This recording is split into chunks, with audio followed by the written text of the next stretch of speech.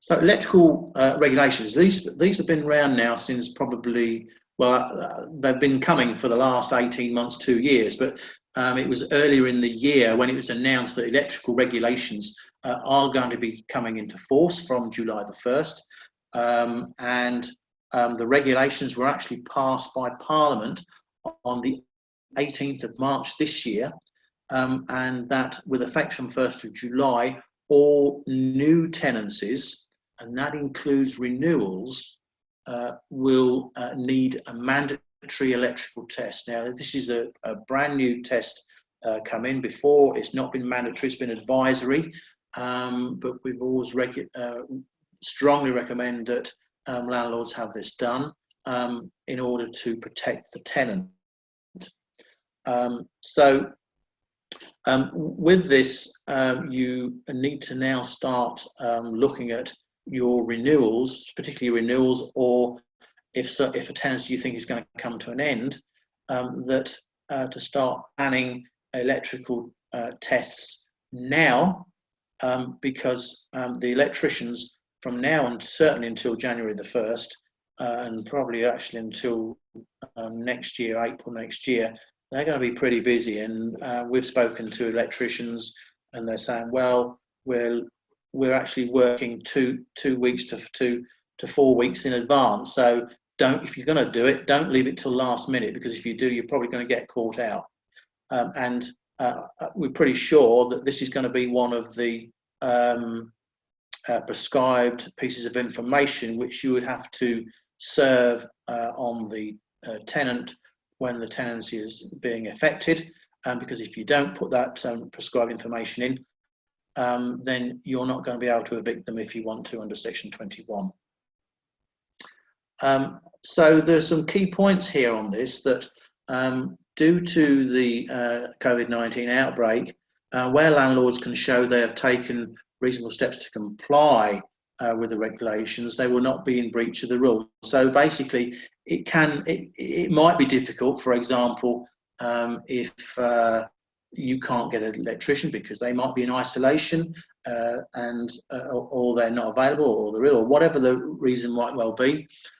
There's also a call, you've got to allow for social distancing measures, and the government recommends that you document all your efforts to so that you have a paper trail, or your communication with the tenants as well. So you have a paper trail, sort of when so that if there is a problem later on, you can prove that, well, I did actually take every conceivable step in order to make sure we were legal. You should always ensure you make attempts to carry out the work, and should then start again once the government social distancing, self-isolation measures have been lifted. Now, your guess is as good as mine when that's going to be. I do understand that the government will be publishing further guidance on this before the regulations come into force. So watch this space. We will be certainly posting on the Landlords Facebook page, and we will be doing. It depends on obviously whether there's lots of changes in the next 3 or 4 weeks, because if there are, we may do another sort of webinar or even a Facebook Live for those people who are live on Facebook.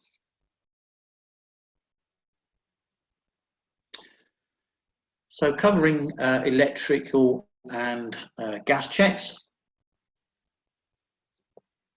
landlords really should make every effort to follow existing gas safety regulations, and obviously the new electrical regulations that are coming into force on 1st of July.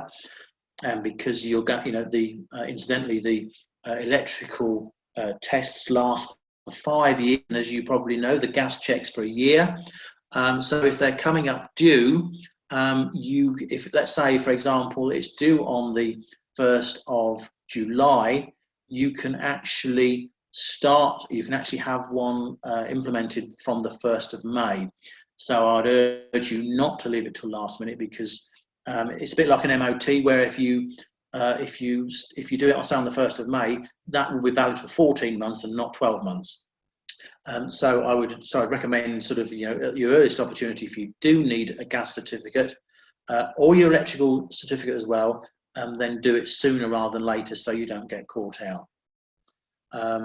Both regulations do allow for situations where a landlord can't carry out their obligations, but they must demonstrate that they've taken all reasonable steps to comply with the law. And of course, the landlords must provide tenants with all necessary gas and safety, electrical safety regulations, and the documents, and at the beginning of the tenancy, and carry out any scheduled inspections and tests where required. Again, landlord, I just want to emphasise the fact that a landlord has to show they've taken all reasonable steps to comply with the regulations and they're not in breach. This also includes a duty to comply with a remedial notice. Now, I can't emphasise enough that you do have a good paper trail when you're doing these things. It's no good just telephoning and talking to the tenant and that's it, and you don't make any notes, you don't sort of write the time and the date that you did it, and you don't confirm it in writing by email. You should always do that, because it then means that you have proof that you've actually taken all reasonable precaution to do it. So one of the things that also has come up, and in fact I had a case today with a possible completion, because the question that we've been asked is, should I move into or out of my home, regardless of whether it's a let or a sale, during this crisis? And in the latest guidance from the government, renters, landlords, tenants should, as far as possible, delay moving to a new property whilst emergency measures are in place. Obviously, it's because of the social distancing. Indeed, rental vehicle companies, removal companies, they've also suspended their operations anyway. So unless you've actually got your own van or a very big car, you're actually not going to be able to physically move anyway. So with this particular case today, the buyer's solicitor said, well, you can move providing that the property's empty, and it's been empty for a full 3 days, 72 hours before the tenant or the buyer moves in, because it's really ensuring that you have those social distancing measures. So sort of, you know, so with that sort of, I think sort of there's certainly a lot of people now not doing it unless the only time they're doing it really is if they can get the paperwork in place, but they're not physically going to move for a month or so.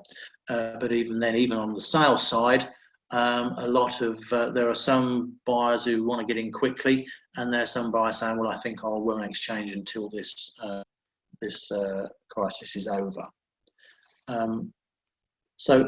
Guidance for maintenance. So, you know, what happens? Do we actually, every time a tenant asks for something to be done, should, as a landlord, we do it? Is that our responsibility? So any work carried out in people's homes, for example, by tradespeople, carrying out repairs and maintenance can continue, providing that the tradesperson is well and has no symptoms. In addition to that, obviously the tenant is not in isolation, and of course you must keep social distancing. Now, we've taken a policy that if it's something trivial that can wait, and okay, I know there's no repair that's trivial, because as a landlord you have a duty of care and responsibility to the tenant, we're only really treating cases where they are essential and a safety issue to the tenant. We had a case earlier in the week where would you believe the RCB box was sparking.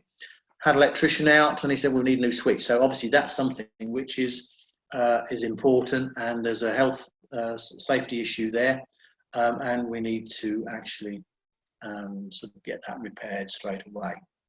But as I say, but sort of we have really suspended all the sort of the non-essential repairs until a later time.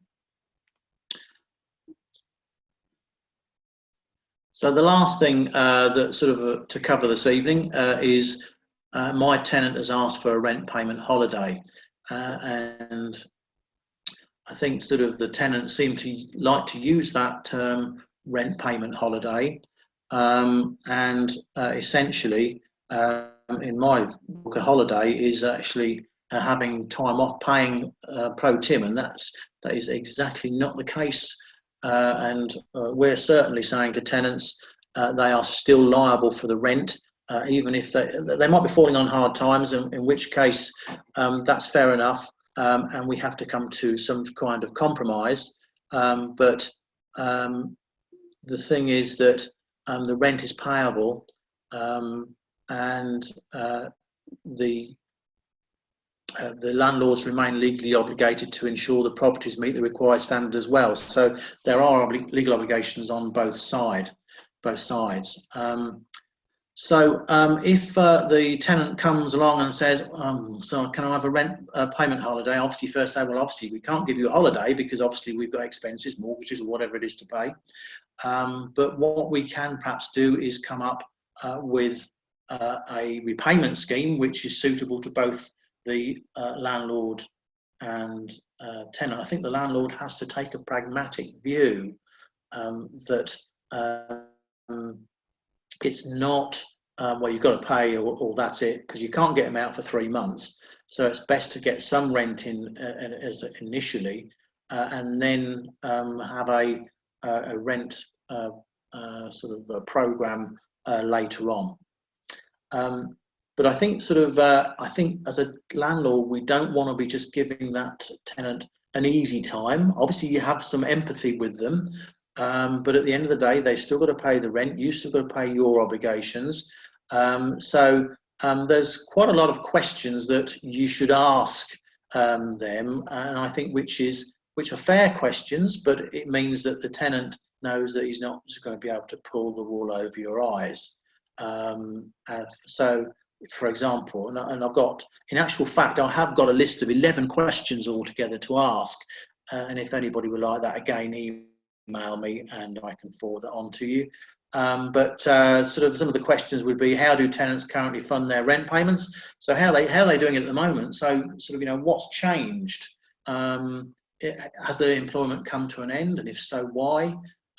If they are employed, you know, sort of with that coming to an end, have they got any proof in the form of a letter, screenshot from an email, or any other evidence that the employment has come to an end? I think one of the perhaps trickier ones is if a person's self-employed, and what's the reason that the income stopped? Has he or she closed their business? In fact, we had one today, and I just have to say that I say sort of an example today. We haven't had that many tenants. Sort of a very, very small percentage of tenants have asked for payment holidays. But obviously, so we do need to know, is the business on pause? Have they been self-furloughed? And incidentally, obviously, with the employed tenant, obviously, if they're furloughed, then of course they're being paid 80% of their income. So there's no reason really why they shouldn't pay 80% of the rent, with the 20% balance sort of in future spread over a period of time. Also, have they applied for universal credit? And if yes, have they been accepted? You've got to probably allow for the fact that universal credit people, they've been inundated with requests, but you want to know when is the first payment, how much they've been paid. Have the tenants have requested a payment holiday from any other monthly expenses? Is it just because it's normally the poor old landlord which is the first person to not get any money? But you know, have they still got their £100 a month Sky dish? Now, one can say, well, Is that essential? Because you can get free view. Interestingly, in the industry news today, it was an agent in Manchester, whereby the agent had sent an email around to all the tenants, sort of saying these particular questions, rather than actually, when you get a tenant come to you and say, I'm on hard times, what can we do? Other questions, do the tenant have any savings? Have they got a guarantor? Could the guarantor help out? If the tenant is a student, and we don't get many students around here, but the questions might differ from that, because obviously they've been in student loans. But I know from personal experience that a lot of the universities are saying that they're demanding that the private landlords don't take any rent. They actually just sort of take a hit on it. Or next year we won't be giving you priority for students to actually borrow on it, to come to their accommodation. So obviously there's some of the questions. We strongly advise tenants to seek some help. That if they have been laid off, can the company furlough instead?